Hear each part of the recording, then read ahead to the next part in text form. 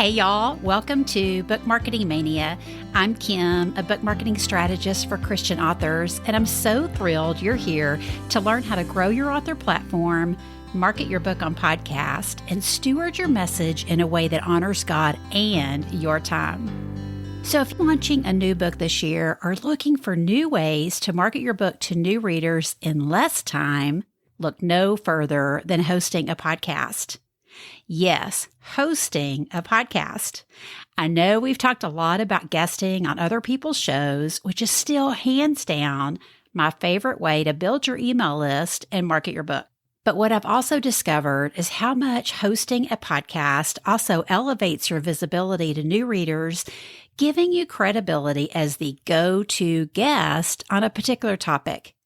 And it makes it so much easier for a host to say yes to having you on as a guest because they know as a fellow host, you know a thing or two about recording a podcast episode. Now, I know you may have thought about starting a podcast for a while now, but something is holding you back. Perhaps it's that it will take up too much of your time. Oh, Lordy, don't we want to market our books in less time? Or it will be too hard to do it all alone, which we often face as writers, right? We're all alone behind our computers, typing away and trying to serve our readers, and we don't want to just take on another venture all by ourselves. Or you don't think you'll be able to keep up with it week in and week out, because it is a commitment, right? Depending on how you podcast. Well, I've got great news for you today. There are a variety of ways to host a podcast today. It's no one size fits all. And as the host of your own podcast, you get to do it your way. So today I wanted to share 11 ways, yes, 11, you can host a podcast in case you're not quite ready to commit to a weekly show, but you want to test out the waters of what it would be like to host your own podcast. And you know, because this is Book Marketing Mania, we're going to talk about how to use each one to market your books in less time. I especially love that by hosting a podcast of any kind allows you the opportunity to offer a swap to a host you are pitching to be their guest. More on that later. And all of these ideas, except for one, allows you the beauty of evergreen content that lives on forever, helping you to market your books in less time to new readers. And if you're a note taker, no worries. I have a companion blog post that I'll link here in your podcast player so you can easily read over all the ideas I'm sharing today and hopefully pick one that works best for you. So let's get to it. Here's 11 ways to host a podcast to build your platform and market your book. And as you hear each of these, remember, it's your show. You can do it your way. You just want to be consistent at showing up for your listeners no matter what show you choose, however that looks like for you. You could air episodes weekly, bi-weekly, monthly, or seasonally. You do you. Just make sure to communicate your schedule and when to expect the next episode with your listeners. Okay, let's get to it. So number one, host an interview podcast. I know this is probably one you're the most familiar with that you listen to on a regular basis. And this is where each episode, the host interviews guests related to the mission of their show.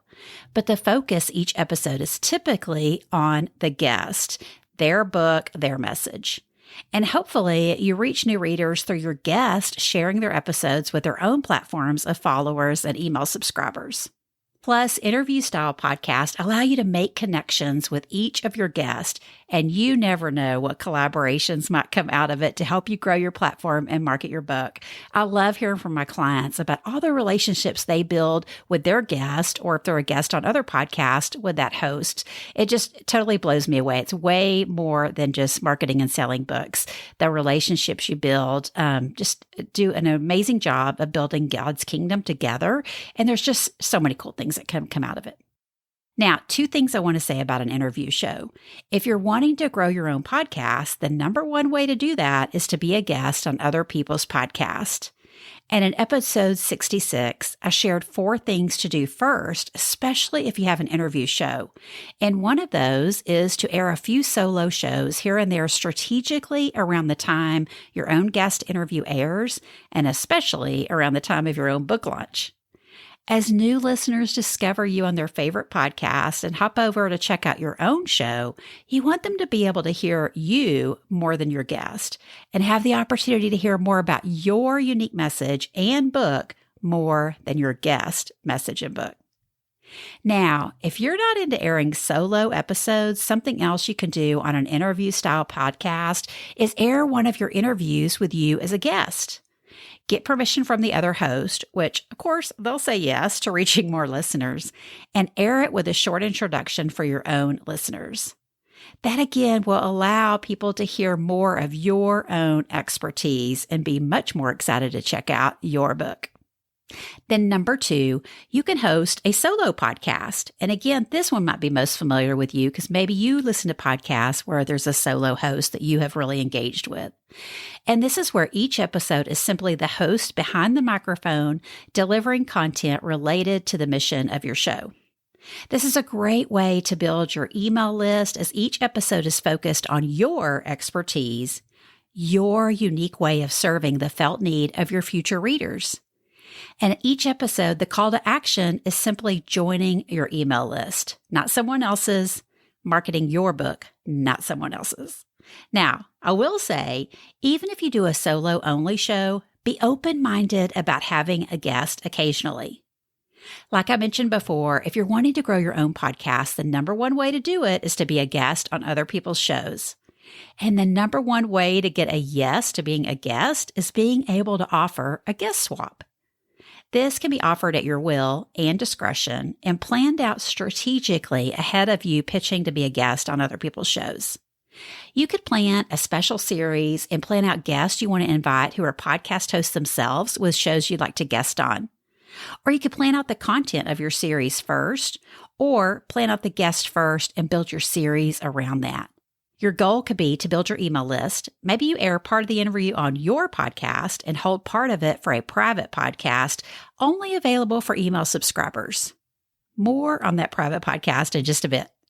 So you could plan the timing of having guests on your solo podcast around your book launch or pre-order season and interview people specifically around the topic of your book and choose different angles for each guest. I recently worked with my client, Laura Acuna, and she said, Kim empowered me with practical next steps to market my book, including having guests on my solo podcast. She's low-key and not salesy with a focus on authentic relationship building, and the value of Kim's generosity and expertise without strings attached cannot be overstated. Oh gosh, y'all, I see the sky is the limit with podcasting. And again, it's your show and you get to do it your way. And if you'd like some help strategizing, like I did with Laura, on how to host a podcast to help grow your author platform and market your book with guests on your show, let's work together. You can book a strategy session at kimstewartmarketing.com, and I'll put a link here in your podcast player because I would love to work with you and support you. Number 3. You can host a podcast with a mix of both interviews and solo episodes. That's how my show is. I started out with more interviews because I had a long list of guests I wanted to ask all the book marketing questions of and learn from. And then when I wanted to niche down my podcast more towards my expertise of marketing your book on podcast, I leaned more into solo episodes because there was so much content I wanted to deliver to y'all in so little time. Now, it's more of a mix of both solo and interviews, and I love that, and I think it serves y'all really well from what I'm hearing. Now, let's talk about ways you can co-host a podcast, because I know you may not want to start a podcast alone, and you get way more excited when you get to start a new project alongside someone else. There's lots of ways to even have a co-hosted podcast. So number 4, you can co-host a podcast with a friend so you're not doing it alone. And if you're looking for a great example of this, check out the OGs of podcast co-hosting, my friends Alana and Jamie of the Praying Christian Women podcast. I think they've been at it for, 4.5 years now, I think. So I'd say it's quite a success.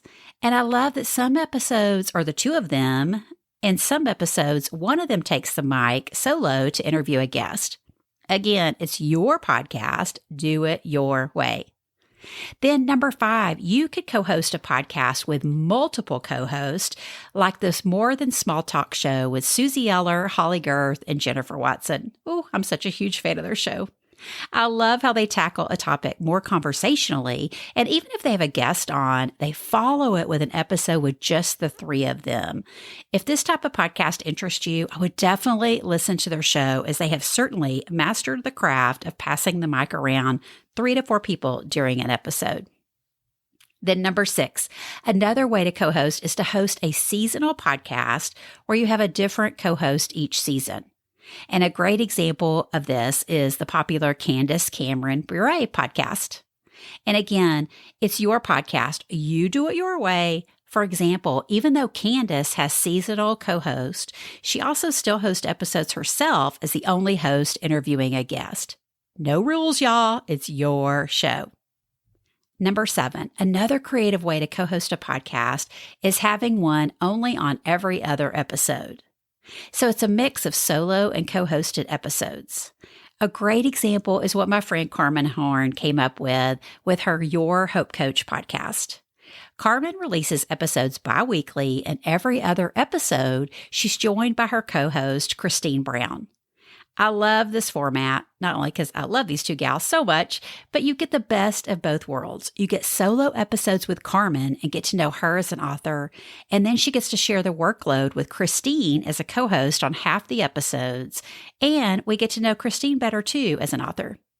What's even cooler about what they're doing is that Christine started her own YouTube channel at the same time and is including the podcast episodes on her channel too. So if her and Carmen's readers prefer video content over audio, they have them covered also. Remember, no rules. It's your show. Do what works for you that you find you can be consistent with, as that will help you avoid pod fade. If you're not familiar with pod fade, it's when a host starts a podcast and about 10 episodes, maybe max in, they have a change of heart and they stop releasing episodes and fall victim to pod fade. So these next few ideas can help with that for sure.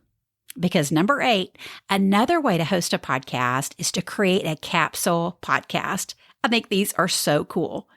Betsy Wallace, co-host of the Dinner Sisters podcast, coined this term of a capsule podcast a few years ago, and she calls it a 6-episode podcast. You may have heard my friend Ren Robbins talk about it when she was my guest on episode 35. She calls it a set it and forget it podcast. So the idea here is you record and release just a capsule of podcast episodes.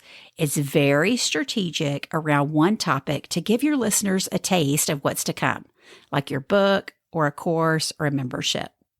So a capsule podcast has short, easy to consume episodes that your listeners can listen to, all with the goal of them getting to know you and your offer better. For example, one of the capsule podcasts Betsy created for a client was a cookbook author launching a quarterly subscription box.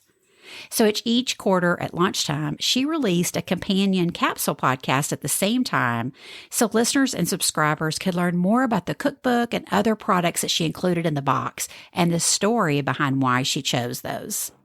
I always thought a capsule podcast would be fun around a writing conference, like ahead of registration, where you hear interviews with the speakers, interviews with past attendees. Basically, you get a little taste of what you'll get at the conference. And with a capsule podcast, you won't be overwhelmed with the commitment of starting a weekly show yet. It'd also be a great way to test out a topic you're thinking of podcasting about for a longer period of time, especially as you think ahead to your next book launch.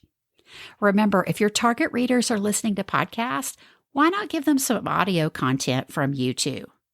Now, you might wonder, if I just host a capsule podcast with a short number of episodes that aren't ongoing, how in the world will new listeners and readers discover it? Well, you should know by you guesting on podcast and sharing your own podcast as your call to action for them to listen to and learn more. Podcast listeners love discovering new shows, and it's such an easy win. When I have my podcast app already pulled up and I hear about a new show from a guest on a show I'm listening to, I immediately push pause, go check out that new show and follow it, and maybe even go ahead and add some episodes to my saved list. So it's just so much easier to reach new listeners that way by being a guest on other shows and telling them about your own podcast. And again, you can check out episode 66 to learn more about growing your own show by guesting on others. Also, a capsule podcast can serve as an audio version of your lead magnet. So 2 great examples I've seen of this are Jenna Kuchar's Email List Building Course podcast. She released a 6-episode podcast. They're like 8 minutes long. I think she released it back during the pandemic. But you can discover and listen to the podcast and binge it quickly, right? And learn from her about email list building. But then if you want to see the video course she has, which is her freebie, she has the link included and you could go sign up for it to get access. So her capsule podcast is out there for anyone to discover and they could binge it, but then maybe they want to see actually Jenna on videos teaching the course information. So obviously they're going to pop over, put in their email, sign up for her email list and get the course that way. And another example, very similar, is John Lee Dumas's free podcast course. And it's a 10-episode podcast. I think the episodes are like 10 minutes and he released it. Gosh, it's probably been like 5 years ago, but it's very similar to Jenna's too. Like you can digest all the information, 10 episodes, 10 minutes, or you could sign up for his free podcast course and get that delivered by email and watch the videos. But listen, one thing I don't hear about is having guests on your capsule podcast. And I've been recommending this to clients, so hopefully someone will take me up on it. And the reason is because it's a great way to offer a swap to shows you want to be a guest on, if it's done strategically in the beginning. And if that's of interest to you, reach out to me at kimstewartmarketing.com because I'd love to help you strategize how to use a capsule podcast to prepare for your book or podcast launch. Now, I think of a capsule podcast as a public podcast that lives out there forever, just like an ongoing podcast. So again, it's evergreen. People can discover it at any time, and you can market it as much as you want, even though you don't have new episodes releasing. But another option is number 9, to host a private podcast. So with a private podcast, you provide your listeners with a link to access the content. They can add your private podcast to their preferred podcast app to listen to and get updates as you release them. And you may have already seen these in memberships you belong to or courses you've purchased where they provide audio lessons on a private podcast. So you might log into your membership or course and see the video trainings there. Or if you subscribe to the private podcast, you would get that same training in audio form inside your podcast player. But you can also use a private podcast as your free lead magnet as you collect email addresses to be able to access it. And my friend Shelley Hitz, host of the Kingdom Writer podcast, does this with her Hit Splits private podcast. She has super short, impactful episodes. They're just a few minutes long, and she releases them Monday through Friday.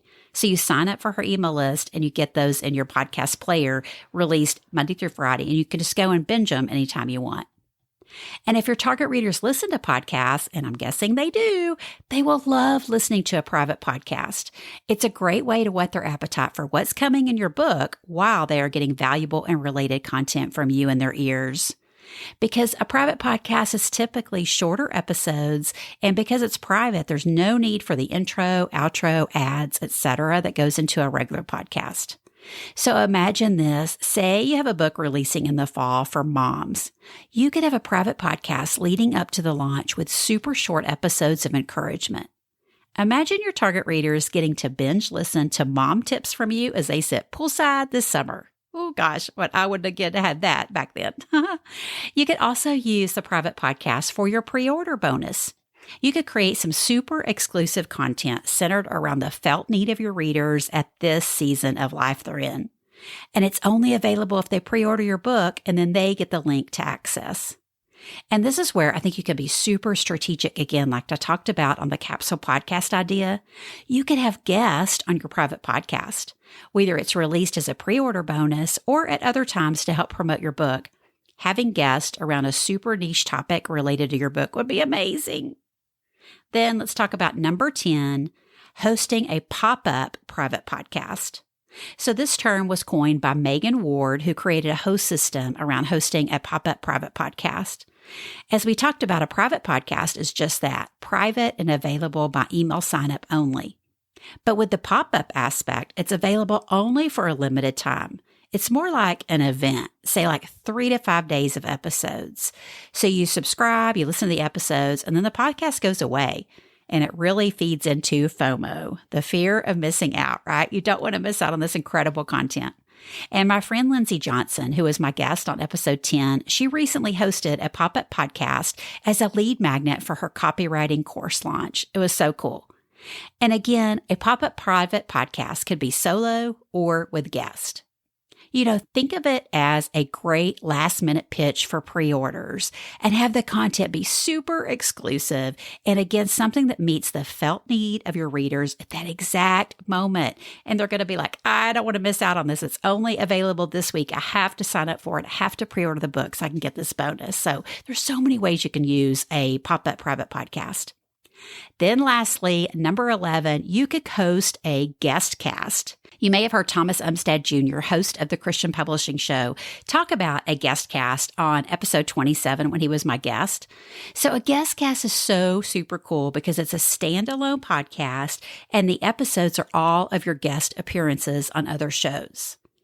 Not that you couldn't sprinkle in some solo episodes or interviews of other guests if you love this idea, but the primary goal is to share interviews with you as a guest, hence the name Guest Cast.